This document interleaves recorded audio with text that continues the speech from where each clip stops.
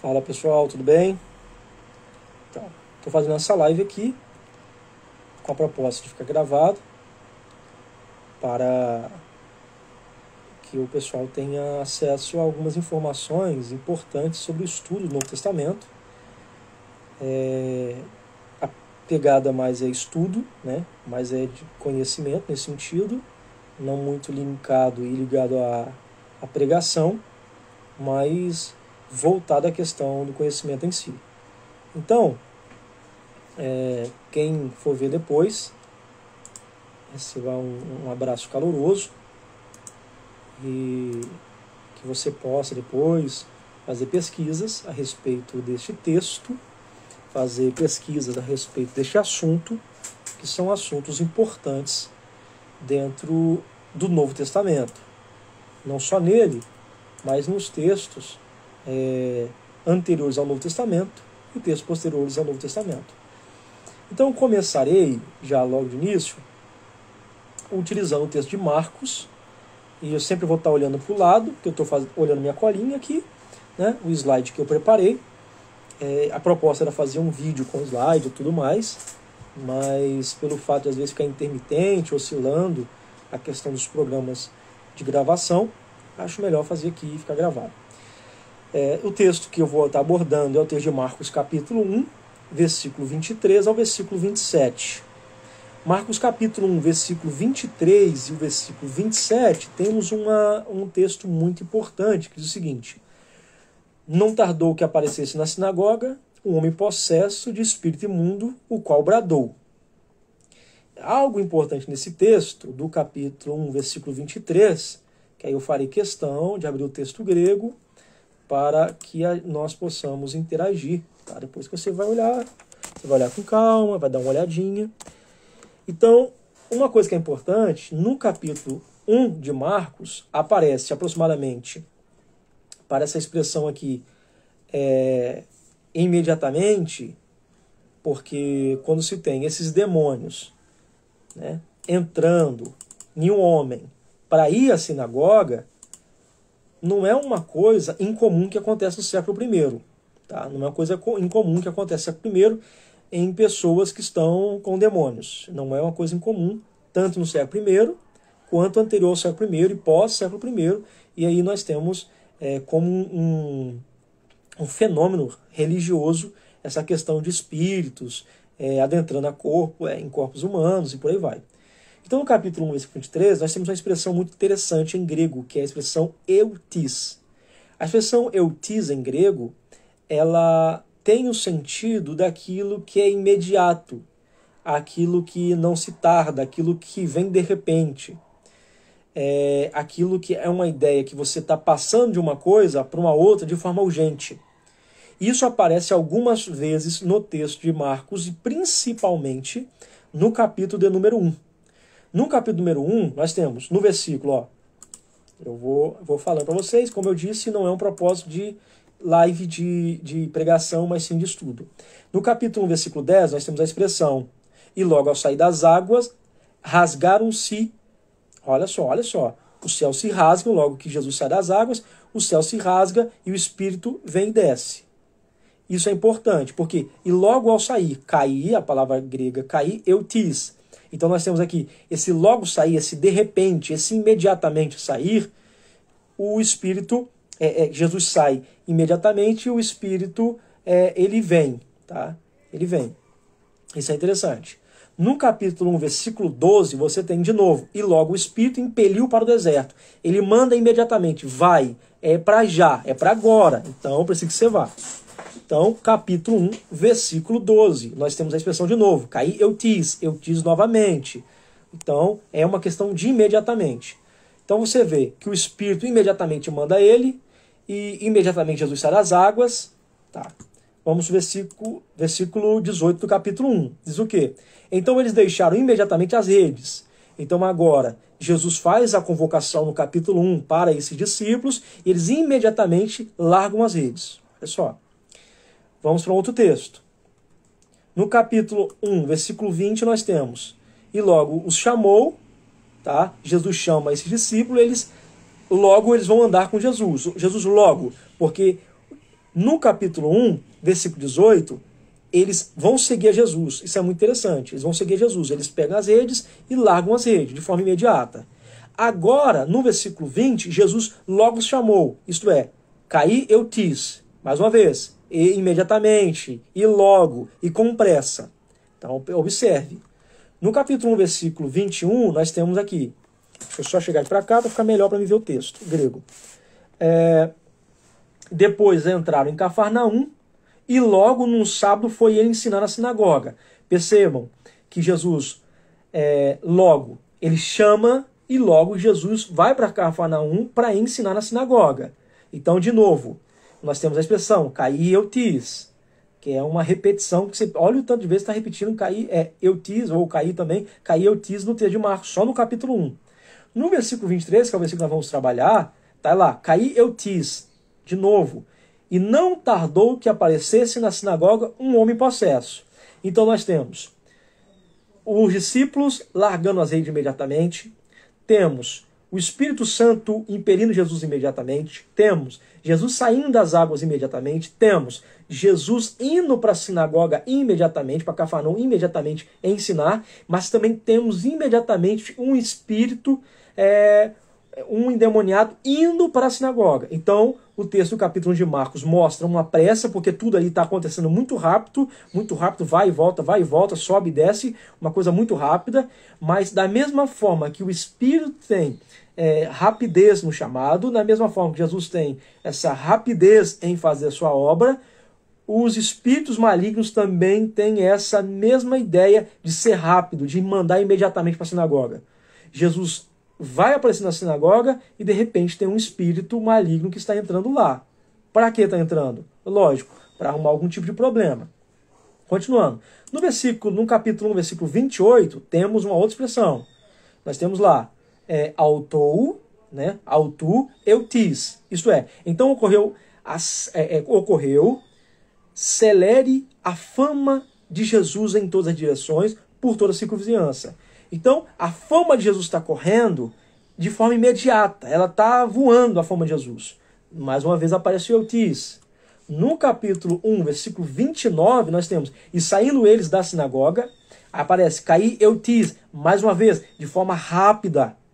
De forma rápida. Jesus está passando, correndo ali, para que ele faça esses milagres. Para que o seu ministério tá assim, um monte de coisa acontecendo ao mesmo tempo. Então, essa expressão eutis vai se repetir várias vezes no texto de Marcos.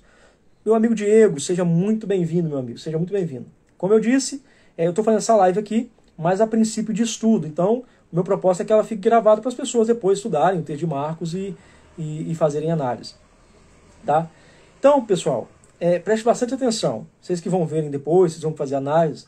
No capítulo, versículo 29, Jesus está saindo logo da sinagoga. Mais uma vez, essa repetição do caí eutis, essa imediato. No capítulo 1, versículo 30, nós temos, presta atenção, hein? A sogra de Simão achava-se acamada com febre e logo lhe falaram a respeito dela.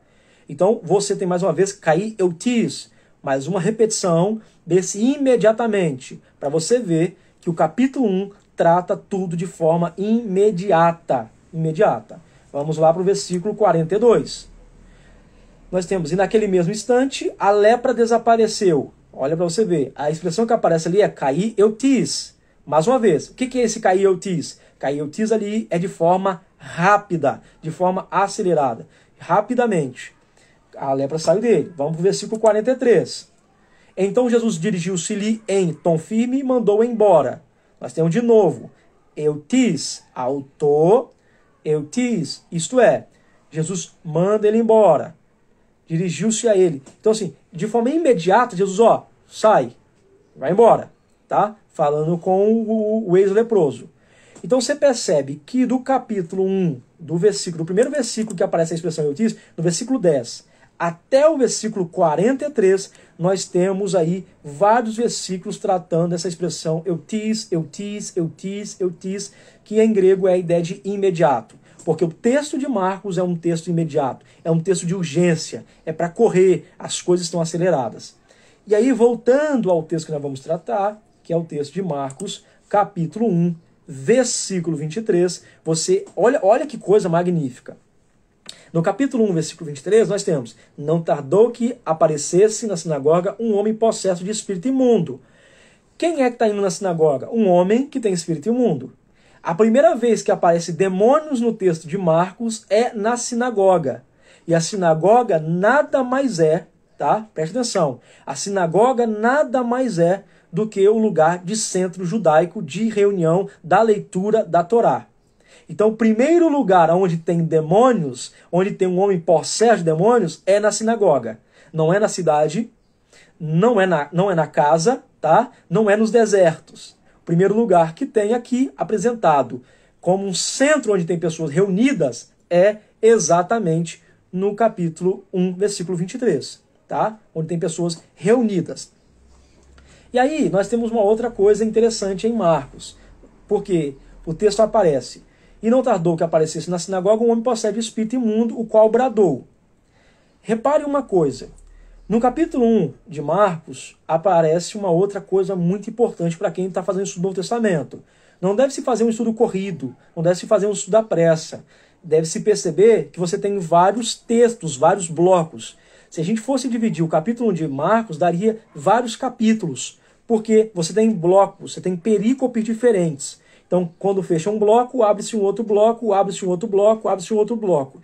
Por que você tem diversos blocos no texto de Marcos? O texto de Marcos começa falando sobre o princípio do evangelho, depois fala sobre João, depois falando sobre João, fala do batismo rápido de Jesus, que Jesus logo sobe, ele sai das águas, e aí depois você vai tecendo os comentários e você vai vendo as divisões. Cada um desses blocos de textos mostra que o texto de Marcos é um texto de urgência, por isso não dá para detalhar. Não é um texto para ser detalhado, é um texto para ser lido, aprendido às pressas. Isso mostra o nível da comunidade marcana. Continuando, para vocês entenderem legal isso aqui.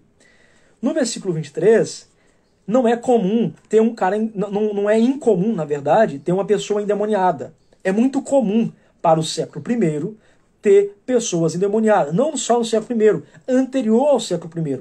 É sobre isso que eu quero trabalhar com vocês. Possessões demoníacas e exorcismos. E você percebe que aqui no capítulo 1, versículo 23, vai acontecer um exorcismo. Olha o versículo 24. Que temos nós contigo? Quando esse indivíduo endemoniado entra na sinagoga, ele fala: o que temos nós contigo? Há uma questão. Esse o que temos nós contigo, ele está falando que são a quantidade de demônios que está dentro dele, que está gritando, que temos nós contigo, ou ele está dizendo sobre o grupo da sinagoga lá? O que temos nós aqui nessa sinagoga contigo? E há um outro ponto importante. Ele diz: vieste para perder-nos? Bem sei quem és. Agora ele não fala mais no coletivo nem no plural. Ele fala no singular. Bem sei quem és. Parece que ele sai do público, ele está dizendo: que temos nós contigo, mas quando ele fala eu sei quem és, ele fala no particular, no privado, só com Jesus. Só que em Marcos, capítulo 1, tem uma coisa importante, que é chamada de segredo messiânico. Como há um segredo messiânico, isso não pode ser divulgado. Então, tanto Jesus diz para o leproso: não conta para ninguém, não fala quem foi que te curou, não faça isso, não fala quem foi que te curou. E também o endemoniado não podia gritar saindo aos quatro ventos, dizendo que Jesus estava ali, que ele era o Cristo. Não pode. Há um segredo messiânico em Marcos. Isso é muito importante para o texto de Marcos. Para entender o texto de Marcos, tem que subdividir o texto nesses blocos. Se você não subdivide o texto de Marcos, capítulo 1, nesses blocos, fica difícil a compreensão. Porque uma hora Jesus opera. Jesus opera na casa, outra hora Jesus opera na sinagoga, outra hora Jesus opera na cidade. Essa forma de operação de Jesus mostra que ele é operante nesses níveis da vida do homem. Ele opera na casa, ele opera na sinagoga, ele opera na cidade. Mas não é esse detalhe que eu quero trabalhar aqui. Vamos continuando. Versículo 25 agora.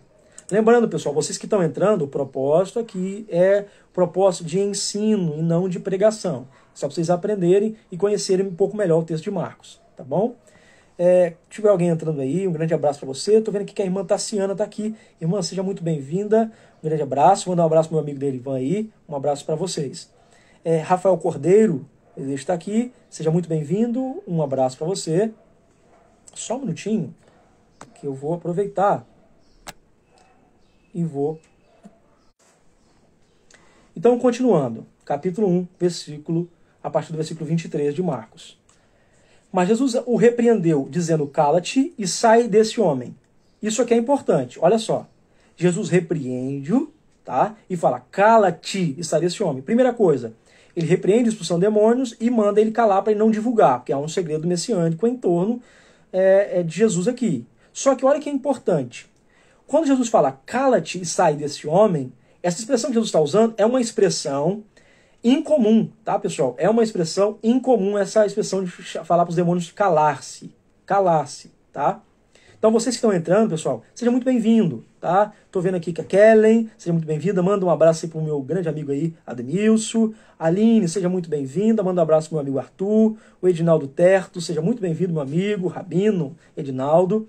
Então, mais uma vez, a ideia dessa live que eu estou fazendo não é para pregação, é uma live de estudo, comentando o capítulo 1 de Marcos, especificamente o versículo 23. Vocês que estão entrando agora, depois vocês dão uma olhada no que foi falado anteriormente, tá bom? Então eu vou comentando, caso vocês acompanhem aí, estejam tranquilos nesse domingo, vocês fazem anotações, podem perguntar aqui e a gente vai interagindo, tá? Mas o propósito aqui não é de pregação, o propósito aqui é de ensino. Só para vocês terem uma noção, o que eu estou trabalhando já é sobre a ideia de exorcismo no capítulo 1 do livro de Marcos. Capítulo 1 do livro de Marcos, a ideia de exorcismo. Então vamos lá. Em Marcos capítulo 1, só para vocês terem uma ideia do que eu estou trabalhando. Em Marcos capítulo 1, aproximadamente 11 vezes vai aparecer essa expressão aqui, ó, em Marcos. A expressão eutis. Eutis é uma expressão em Marcos, uma expressão grega, para imediatamente. Algo que acontece imediatamente. Então, aproximadamente 11 vezes essa expressão vai aparecer em Marcos, dando a ideia que esse evangelho é um evangelho de pressa. É um evangelho... O Gabriel perguntou aqui, o meu amigo Paulo perguntou aqui, qual o tema? Exorcismo no capítulo 1 de Marcos, a ideia de exorcismo, tá? Um abraço pro meu amigo Beto, tá sumido, hein, Beto? Um abraço para você. O Maxwell, que sempre está nos acompanhando, muito obrigado, Maxwell. Seja muito bem-vindo. Então, vocês vão aí, vocês podem ir comentando aí, vão interagindo. Então, essa expressão eutis, em grego, ela é muito comum no capítulo 1 de Marcos. Ela vai aparecer diversas vezes, tá? Diversas vezes. Mas por que ela aparece diversas vezes? Ela aparece porque a estrutura do capítulo 1 de Marcos, a estrutura do texto de Marcos, é um texto urgente. Então, quem lê Marcos não vai atrás de Marcos procurando detalhe. Não é um texto para curiosidades. É um texto que a informação tem que ser vista rápido, assimilada rápido e colocada em prática rapidamente. Por isso que eutis vai aparecer sempre. No capítulo 1, só para vocês entenderem. A primeira vez que aparece eutis, aparece no versículo 10. Ele diz, e logo ao sair da água, viu os céus rasgarem-se. Aí você tem lá em grego, caí eutis. Isto é, imediatamente, logo Jesus... ele sai das águas de forma rápida, mostrando, não tem detalhe, é de forma rápida. No capítulo 1, versículo 12, está dizendo assim, ó, e logo o Espírito impeliu para o deserto. Está vendo que Jesus sai das águas e logo, a expressão que aparece em grego é caí eutis, isto é, imediatamente, o Espírito fala, ó, você tem que ir para lá. Aí nós temos Marcos capítulo 1, versículo 18, tá? Marcos 1, 18, diz o seguinte, largaram imediatamente as redes e foram com ele. Isto é, Jesus chama, ele convoca esses discípulos e eles imediatamente, caí eutis novamente. Eles estão imediatamente saindo atrás de Jesus. Aí vocês percebem que a pressa para Jesus sair das águas, a pressa para o Espírito Santo conduzir Jesus para o deserto, a pressa, olha só que interessante, a pressa no chamado, porque eles imediatamente estão largando as redes e seguindo Jesus. Então há uma pressa aqui muito grande. No versículo 20 diz o seguinte, e logo os chamou, deixando ele no barco, a seu pai Zebedeu. E logo os chamou. Aí o vocábulo grego também tá, caí eutis. E logo ele chama eles, porque há uma pressa no chamado. Capítulo 1, versículo 21. Depois entraram em Cafarnaum e logo no sábado, tá? Foi ele ensinar. Não dá tempo para Jesus ficar esperando outro dia para ensinar. Ele não tem tempo para ficar conversando, batendo papo, indo na casa de um, tomando café. Não, ele logo tem que ensinar. A expressão que aparece em grego, caí eutis novamente. É uma expressão de forma imediata. No capítulo 1, versículo 23, que é o texto que nós estamos abordando aqui e iremos abordar, é exatamente isso. Ele fala que não tardou que aparecesse na sinagoga um homem possesso de espírito. Então, você tem a primeira aparição desses demônios, está aonde? Está na sinagoga. Então, os demônios estão na sinagoga. Tem um cara possuído de demônios na sinagoga. A expressão grega que aparece ali, caí eutis, novamente. Da mesma forma que tem pressa no chamado, tem pressa para ir para o deserto, tem pressa para sair das águas, tem pressa para convocar discípulos, os demônios também não estão brincando, eles também têm pressa. É isso que Marcos está falando. Eles não brincam, eles têm pressa. Imediatamente, Jesus estando na sinagoga, eles vão até Jesus para lá arrumar alguma forma de expulsar Jesus da sinagoga. Mas, na verdade, como aqui acontece um texto de exorcismo, que não é uma coisa incomum no século I, tanto no século I antes de Cristo quanto depois de Cristo, não é uma coisa incomum, nós temos aqui algo muito importante. Jesus expulsa eles, mas perceba um detalhe, que é o que eu estava trabalhando antes de vocês começarem a chegar. Diz assim, que temos nós contigo, Jesus? Olha só, que temos nós contigo, Jesus, Nazareno? Vieste para perder-nos? Bem sei quem és, o Santo de Deus. Seja muito bem-vinda, minha mãe Polha aqui, eu chamava mãe Polha de Colatina, eu morava em Colatina, casal abençoadíssimo, abençoadíssimo. Mas o meu amigo Márcio, família maravilhosa, um grande abraço para vocês. Tá, minha irmãzinha entrou aqui, Ana Clara, beijo no coração, minha irmã, o Ezequiel, seja muito bem-vindo.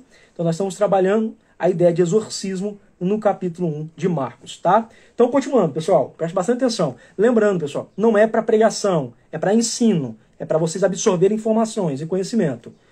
Aí diz aqui, ó, que temos nós contigo?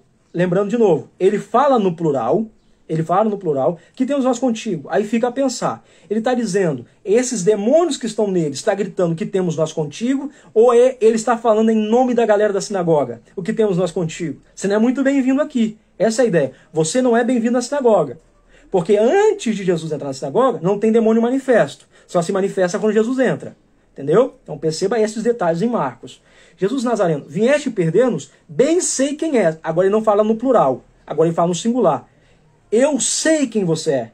Eu sei quem você é. O Santo de Deus. Ele não chama de Jesus de Cristo, ele fala apenas do Santo de Deus. Isso é muito importante no texto de Marcos. Mas aí há uma questão. No versículo 25, Jesus faz o seguinte, mas Jesus o repreendeu dizendo, cala-te.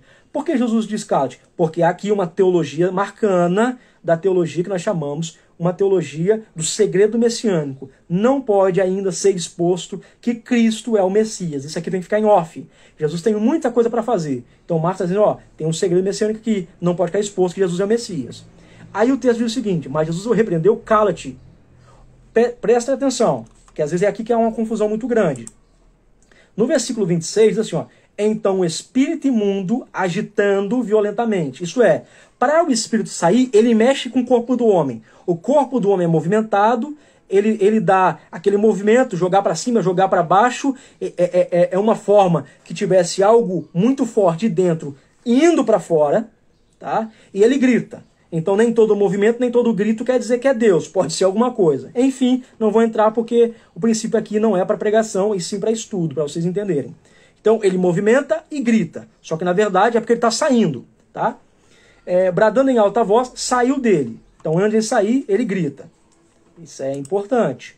O que eu estou fazendo é vocês perceberem como deve ser lido o texto, percebendo os detalhes. No versículo 27 diz assim, ó, e todos admiraram a ponto de perguntar entre si, que vem a ser isto? Que vem a ser isto? Uma nova doutrina? Olha só, uma nova doutrina? Com autoridade ele ordena aos espíritos imundos e lhe ordenam. Só que às vezes a gente não percebe.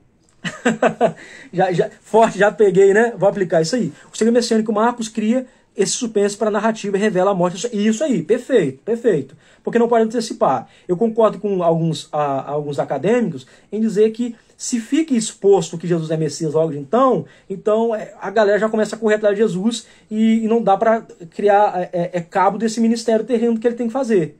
Então, por isso tem que ficar guardado. Então, assim, tem que ficar guardado. Gente, preste atenção. Até Jesus queria esconder quem ele era, para que ele fizesse uma obra maior. Tá? Publicar quem de fato somos pode atrasar ou pode dificultar aquilo que viemos fazer. Não vou entrar em mais detalhes, porque isso é para pregação. Mas se liga nesses toques.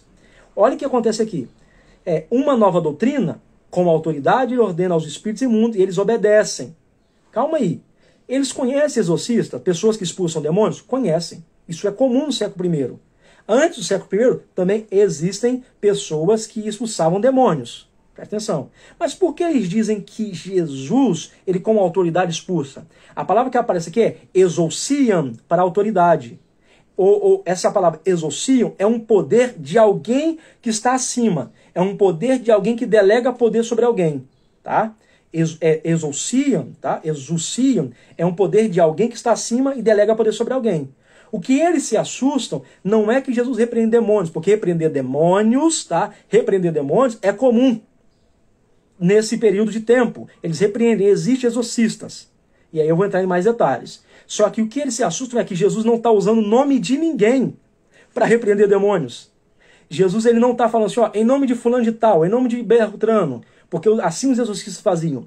Jesus não precisa usar, ele só fala, sai, e eles saem. Ele fala, opa, que negócio é esse? Que homem é esse que repreende demônios sem usar nenhum tipo de outro poder que seja de uma outra pessoa? Esse poder vem dele? Essa é a grande pergunta aqui. Como autoridade, ele ordena aos espíritos imundos. Por isso que essa questão do conhecer o grego aqui faz uma diferença. Porque não é qualquer autoridade. É uma autoridade de quem tem para delegar para outra pessoa. É uma autoridade. Eu tenho autoridade, delego sobre você. Não é uma pessoa que recebe a autoridade e vai fazer. Porque toda vez que um cristão ele repreende demônio, ele sempre fala, em nome de Jesus, saia. Mas Jesus não precisava falar em nome dele, porque ele já é a própria pessoa que expulsaria o demônio. É isso que Marcos está tratando. O Paulo colocou aqui, ó. Isso, John MacArthur faz essa leitura quando o segredo messiânico para dar tempo de transmitir toda a mensagem. Isso aí, perfeitamente. Eu concordo com o John MacArthur. Concordo com ele e outros acadêmicos, os Hendricks e outros mais, que trabalham essa ideia. Vamos lá. Continuando. Então ele fala aqui, ó, Didache Kainé, isso é, uma nova doutrina, um novo ensino. Por que o novo ensino? Porque isso é novo, gente. Uma pessoa repreendendo demônio sem precisar usar o nome de outra pessoa. Tá, continuando. Os espíritos, e eles lhe obedecem. Os demônios nem questionaram, nem falaram nada. Ouviram a palavra de Jesus e, ó, bocaram fora. Agora, o que eu vou fazer? O versículo 28... O versículo 28 diz assim, então correu a célebre fama de Jesus em todas as direções, por toda a circunvizinhança. Querendo ou não, presta atenção, Jesus não quer se divulgar, mas ele é divulgado mesmo assim. Porque quem tem não precisa divulgar que tem. Quem tem a sua fama se divulga. Perceberam? Lembrando, não é para pregação, mas pega esses pontos. O que o texto de Marcos quer mostrar é como ele tem tanto poder, tanta autoridade e o nome dele é notório, ele não precisa sair gritando, eu sou fulano de tal, eu sou não sei o quê, eu sou não sei o quê. As próprias ações de Jesus faz que o nome dele seja manifesto e seja conhecido. Preste atenção nisso. Agora vamos entrar em um outro detalhe muito importante. Muito importante. Eu vou estar olhando para o lado, porque aqui do lado está o slide que eu montei para fazer uma aula com slide para vocês. Porém, eu estava tendo oscilações no programa de vídeo. Então, eu vou falando aqui. Caso vocês tenham interesse, Douglas, eu tenho interesse, eu quero ter esse material aí, fala comigo. Manda seu número lá, embaixo quando eu terminar essa live, vai ficar gravado, você manda seu número de telefone e eu vou mandar para você no WhatsApp, tá bom? Sem problema nenhum. Então, o que eu quero trabalhar com vocês? Essa ideia dos exorcismos no texto de Marcos. Aí, beleza. Os exorcistas, muitas vezes, usavam encantamentos mágicos e buscavam manipular espíritos mais elevados para que os ajudassem a expulsar. Então, esse tipo, Ezequias, não é... Então, quando você tem esses espíritos, não é para pregar, né? Então, quando você tem esses espíritos se manifestando, você tem já exorcistas itinerantes, pessoas que ganhavam a vida expulsando demônios. Então, essa questão de gente expulsar demônios não é uma coisa que surgiu agora no século XXI, que tem uma determinada igreja, uma determinada comunidade que faz isso. Não, isso já é antigo. Isso é antigo.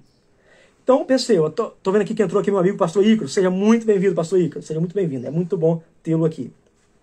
Só que o que eles faziam? Todos esses exorcistas, que eram exorcistas itinerantes, sempre falavam, saia em nome de fulano de tal. Saia em nome de Beltrano. Só que esses exorcistas tinham meios para expulsar esses demônios. Eles usavam o nome de algum Beltrano e usavam algum tipo de meios, algum tipo de raízes. Algum tipo de encantamentos para expulsar demônios. E aí eu vou trabalhar com vocês agora. Nós temos aqui duas formas principais que eles expulsavam demônios e vocês vão achar muito engraçado, esses exorcistas. Uma delas é causar indignação no demônio ou assustá-lo para que saísse. Eles iam falando, eles tinham uma espécie de mantra, iam citando uma coisa, várias vezes, até que o demônio ficava indignado por tanto aquilo ser citado que eles saíam. Isso era a compreensão que eles tinham na época. Que se você ficasse incomodando, uma hora ele saía. Tá? Ou assustasse eles, falando em nome de personagens grandiosos, personagens que passaram pela história e foram importantes, ficasse citando nomes de grandes homens de Deus, grandes autoridades, esses demônios ficariam com medo e saíam fora. O Paulo colocou aqui, ó. Verdade, o exorcismo em seu próprio nome era algo revolucionário. O Craig Kennedy diz que em qualquer contexto o exorcismo era parecido com uma magia com erva. Isso, calma aí que eu vou chegar lá. Perfeitamente, é exatamente isso, Paulo. Exatamente, calma aí, segura aí que nós vamos chegar lá. Colocando uma raiz, o que eles faziam? Então você tinha essa forma de indignar eles, tornar eles com raiva, ficar falando espécie de mantas, ou também o que o Paulo acabou de comentar aqui agora, que era o seguinte, colocar ervas fedorentas sobre o nariz deles. Pegavam ervas, amassavam ervas fedorentas, mandavam segurar esses demônios, e aí ou colocava fogo, aí subia aquela fumaça com fedor terrível, esses demônios ficavam agitados e saíam, porque eles não gostam, eles têm horror ao mau cheiro. Olha só que interessante, hein? Pega essas coisas, olha que interessante. O mau cheiro deixava isso terrível. Hoje a concepção é que o pessoal fala assim, demônio gosta de coisa suja, coisa maltrapilha. Na verdade, no século I, o contexto do século I, isso citado em José, que eu vou citar para vocês, e citado nos textos de Qumran, e citado na tradição judaica, era o contrário. Quando havia esse odor, esse cheiro forte, os demônios saíam, era expelido, diferente do que se pensa hoje. Tá? Então aí há um negócio importante. Eles recorriam a fórmulas mágicas ou invocaram o nome de um espírito superior para expulsar os demônios inferiores. Então eles usavam um espírito superior, um espírito poderoso, um espírito forte para repreender esses demônios. Olha só que coisa interessantíssima. Esses espíritos fortes, espíritos superiores para expulsar esses demônios. Continuando. Jesus encontraste simplesmente expulsa os espíritos com a sua palavra.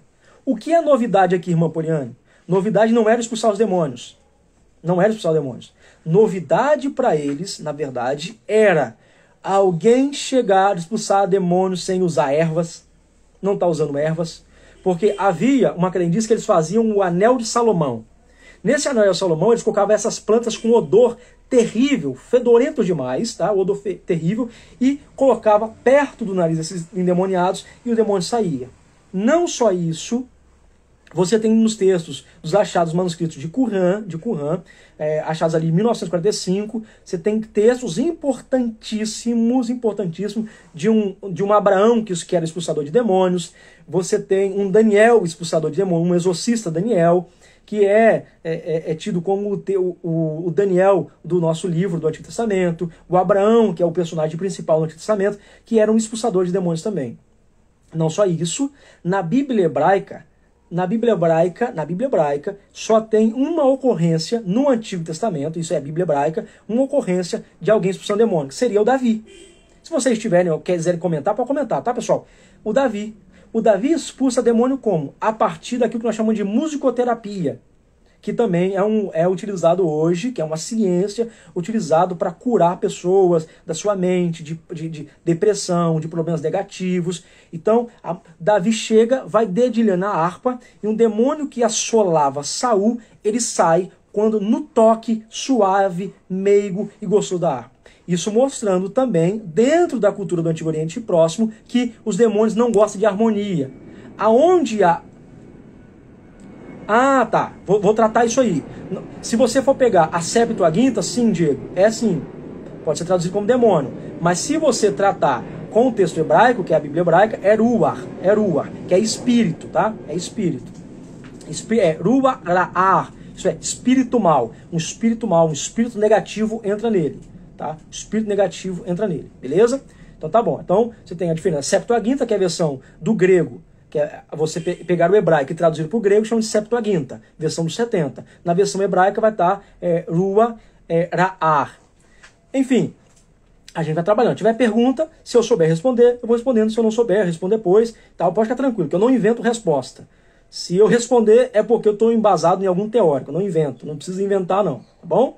Então, isso é importante, pessoal, porque você percebe que quando ele dedilhava essa harpa, esse espírito mau, essa depressão, esse espírito maligno e tal, preste atenção, pessoal, preste atenção. Quando eu falo disso, no Antigo Testamento, tem a ver com uma coisa negativa. No Antigo Testamento, lógico que hoje a gente tem tratamentos para a pessoa estar em depressão, que é uma doença, não é demônio, é uma doença e tal, por aí vai. Mas no Antigo Testamento, essa baixa estima, esse desejo ruim é trazido por espíritos maus, tá bom?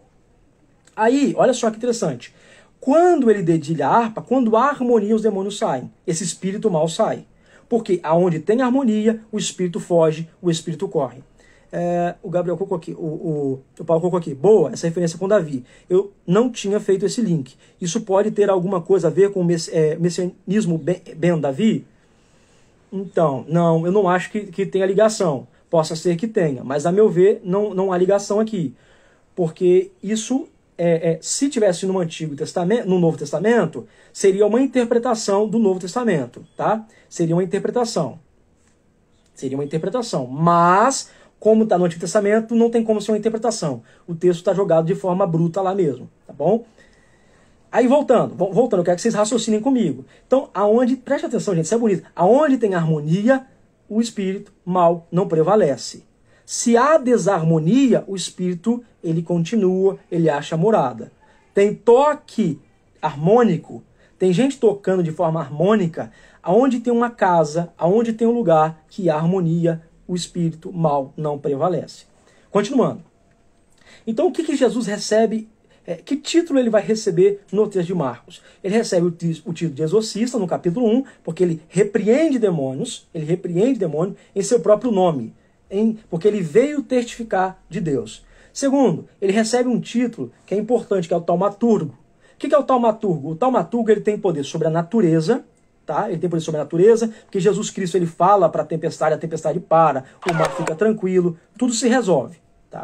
E Jesus tem poder sobre os demônios. Isso é um poder do taumaturgo. O que é o taumaturgo? A palavra taumaturgo ela vem do grego taima, que é milagre ou maravilha, e você tem a junção de ergon, que é trabalho. Então é aquele que trabalha com milagres e trabalha com maravilhas. O taumaturgo é aquele que tem poder sobre a natureza, tem poder sobre o corpo humano, porque ele cura uma mulher que estava com fluxo de sangue, ele ressuscita uma menina, porque ele tem poder sobre a morte, e ele tem poder sobre os demônios. Ele manda na natureza, ele manda nos espíritos maus, ele manda na morte, tudo isso ele manda. É um poder que Jesus tem.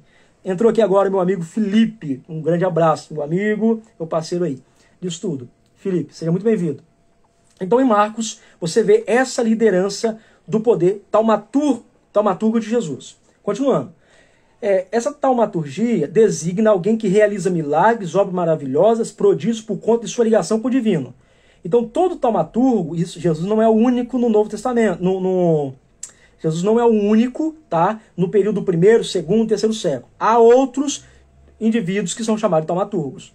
O Paulo colocou aqui, rapaz, o Novo Testamento está cheio de práticas de magia. Infelizmente o termo magia é pejorativo hoje, mas José facilmente se confunde com um mago. Perfeito. Se não me engano, o Giuseppe, o Crossan e outros mais vão trabalhar essa ideia. O Paulo, você não está exatamente isso aí. É porque as pessoas entendem magia como magia negra, mas na verdade magia é a manipulação de algo natural físico para algo espiritual. Então quando você manipula algo físico para algo espiritual, é magia. Então, assim, é isso que tem que entender. A diferença é que quando a magia é feita, esse tipo de magia é por Jesus, é magia boa. Quando é feito por outro cara, é magia mal. Exemplo, Moisés está lá. Moisés pega um cajado. Gente, é só prestar atenção nos textos. Moisés pega um cajado, joga o cajado no chão e vira cobra. Opa! Mas quando um egípcio lá, um mago egípcio, né, Jambres, citado por Paulo em Timóteo e citado na tradição judaica, que eram os magos fortes do Egito, joga um cajado e vira cobra, é demônio. Percebe? Mas é magia. Ele está usando a madeira, está usando o material ali para manipulação. Manipula. O Moisés pega um cajado e toca nas águas. Gente, toca um cajado nas águas.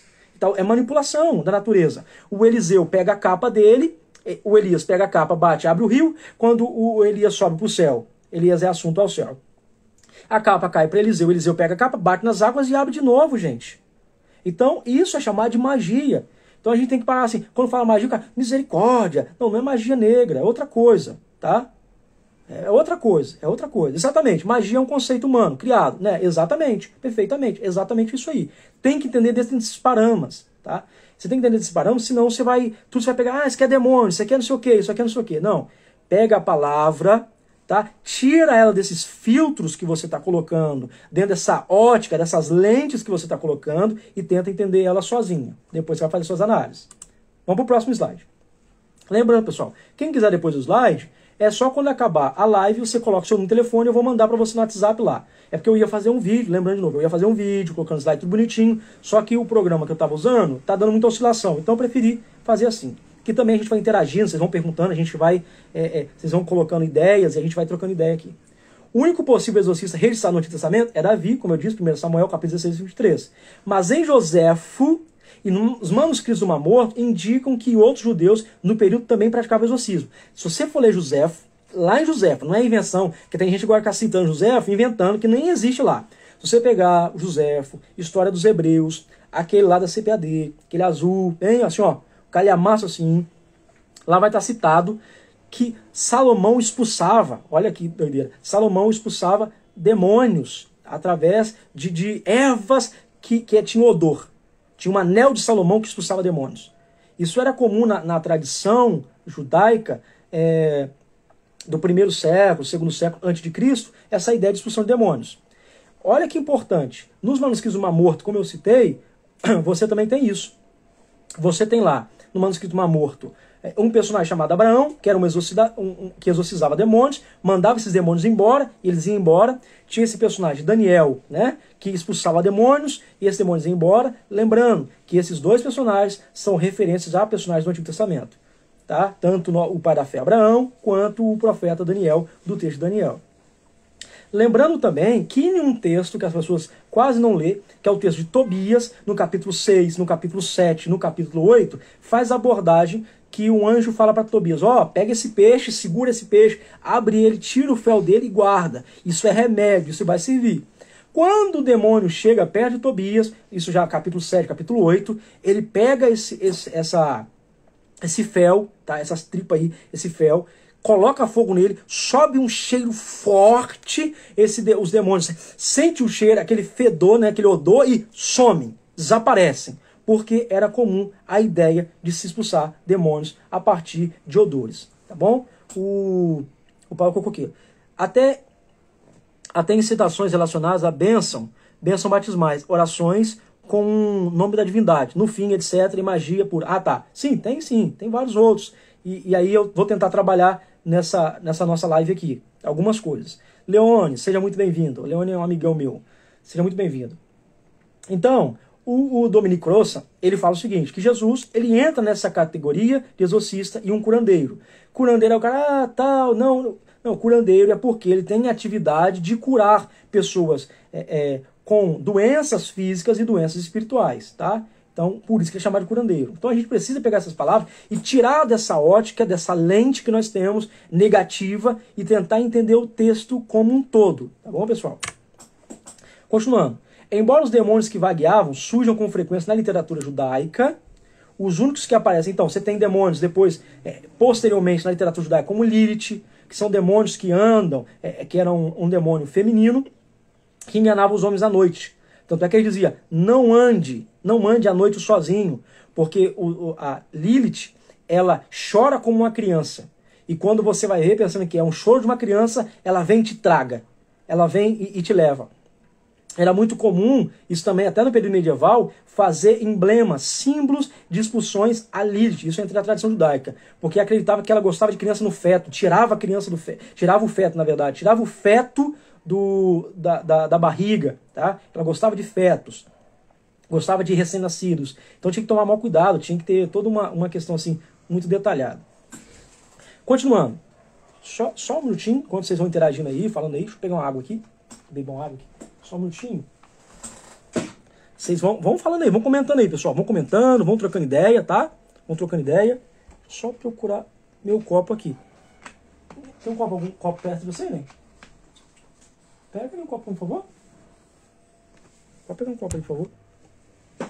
Meu amigo Felipe, ó, vou falar aqui, tá vendo? Felipe, meu amigo, meu parceiro lá de São Paulo, eu falo seu nome sim, é porque você sai da live antes de eu comentar seu nome. Seja muito bem-vindo aqui, ó. Beijo no seu coração. Então, pessoal, esses demônios, ó, presta atenção, bastante atenção. Eles surgem com frequência nessa literatura judaica, eles surgem com frequências, eles vai surgir nos textos apócrifos, deuterocanônicos, ele vai surgir. E em Marcos capítulo 1, versículo 13, você tem Satanás, presta atenção, aparecendo lá que Jesus vai para o deserto, vai ser tentado, e só tem a figura de Satanás. Vai trazer aqui, meu bem. Muito obrigado. Tá? Só um minutinho, pessoal. Deixa eu pegar uma aguinha aqui, porque a voz já foi. A esposa tá escondidinha aqui.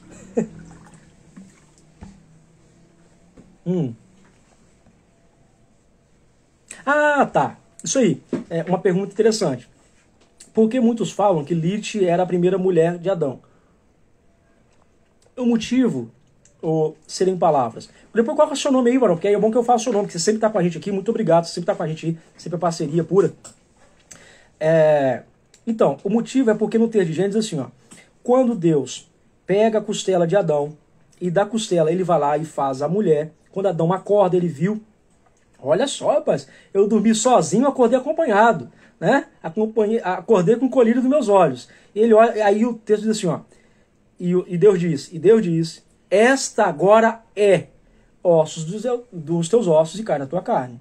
Se esta agora pressupõe que tinha uma outra mulher. E a partir disso, como os judeus não gostam de deixar lacunas, eles vão lá e pegam esse pedaço e colocam lá o seguinte, pega esse pedacinho aí e jogam dentro do texto dizendo, ó, Lilith é a primeira mulher de Adão e tal, e aí ela pecou contra Adão, porque na hora da relação sexual, tá? Isso está na tradição judaica. Na hora da relação sexual ela gostava de ficar em cima, e toda essa questão. Ela gostava de ficar em cima, e aí ela foi expulsa, e depois foi habitar lá no Mar Vermelho, e tem um monte de história. Mas o motivo principal é esse, beleza? O Danilo Melo, agora sim, vou chamar você pelo nome, Danilo. Então, Danilo, o motivo é esse, tá? Continuando. O lugar em que Jesus encontra o primeiro demônio talvez cause espanto. Isso que eu comentei no início da live, eu quero comentar de novo. O lugar onde Jesus, o primeiro demônio aparece em termos de demônios mesmo, uma pessoa endemoniada, é na sinagoga, não é na cidade. A primeira pessoa endemoniada não aparece na cidade. A primeira pessoa endemoniada não aparece na casa, aparece na sinagoga, que é o lugar de centro, aonde a Torá é lida, aonde a Torá é explicada, aonde a Torá é comentada, aonde tem os rabinos, aonde tem os fiéis, aonde tem isso e aquilo outro. É nesse lugar que os demônios estão aparecendo. Então tem um ponto interessante. O que é que Jesus está fazendo? Jesus está expulsando o demônio de um lugar aonde está camuflado. O lugar que eu menos espero que tenha demônios é na sinagoga. Mas é lá que Jesus está expulsando o primeiro, nesse sentido, de uma pessoa endemoniada. Vamos lá. Então, só para a gente terminar, pessoal, porque aí depois eu posso fazer outras lives falando sobre esse assunto, para nós terminarmos. E aí vocês podem comentar, quiser comentar alguma coisa, perguntarem, pode perguntar aí. Práticas populares do cristianismo antigo a partir de questões promovidas pelo estudo de amuletos. Então, há estudos importantíssimos sobre amuletos, porque eles usavam amuletos, tanto no pescoço quanto na entrada da casa. Exemplo, o pessoal que gosta de falar sobre a questão da mezuzá. Mezuzá significa umbral, que é um umbralzinho, uma espécie de uma madeirinha, que tem lá a letra do Shaddai, né? A letra do sagrado, na entrada da casa. Quando você entra, você beija um umbral ali, em referência ao texto de Deuteronômio que está lá dentro. Esse umbral também é uma espécie de expulsão de demônios. Expulsão de mal-olhados e por aí vai. Tá? Expulsão de mal-olhados. Você tem muito isso no Antigo Testamento e muito isso no Novo Testamento. Aí, o que eu quero que vocês prestem bastante atenção? Em uma coisa.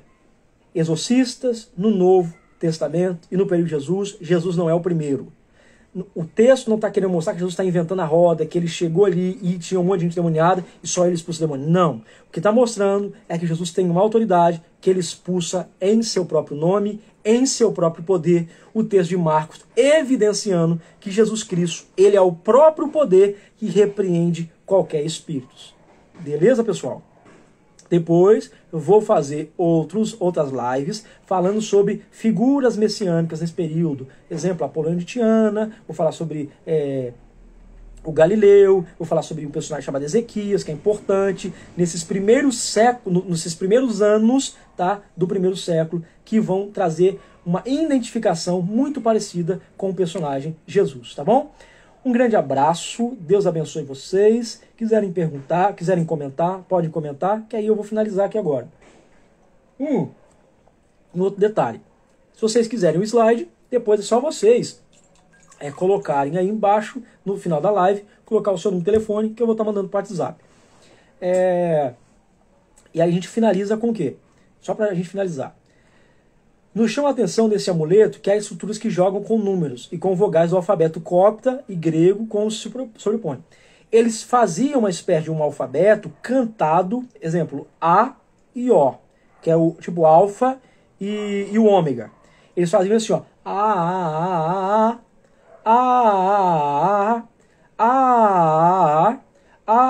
7 vezes. Com essa entonação de como se fosse cantada, uma espécie de mantra, depois e depois ia lá, aí você tem mais uma vez 7 vezes que era uma expressão que era utilizar essa